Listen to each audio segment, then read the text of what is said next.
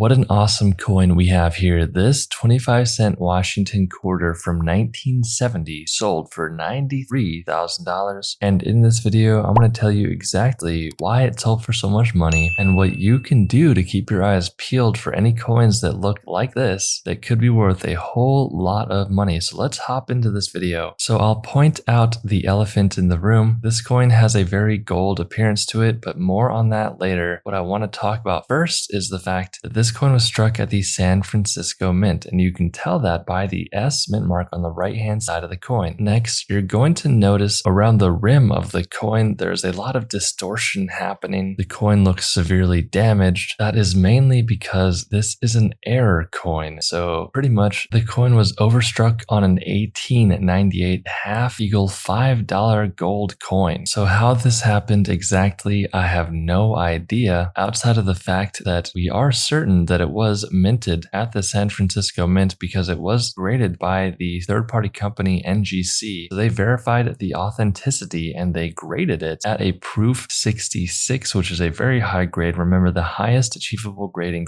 is 70. This coin is a true oddity. And the crazy part is this coin sold recently on January 12th of 2023. So that was not that long ago whatsoever. Another factor of this coin is it weighs very heavy, coming in at 8.3 grams. So remember, using a digital scale is a great way to see if you have a coin that shouldn't be struck on that certain planchet, which could make it very valuable. So if you ever come across a 1970 coin like this, even though the probability is slim to none, you could come across a very rare coin just like this one that sold for $93,000. If you enjoyed this video, then you'll definitely enjoy the video on the screen. Hit that subscribe button and I'll see you in the next one.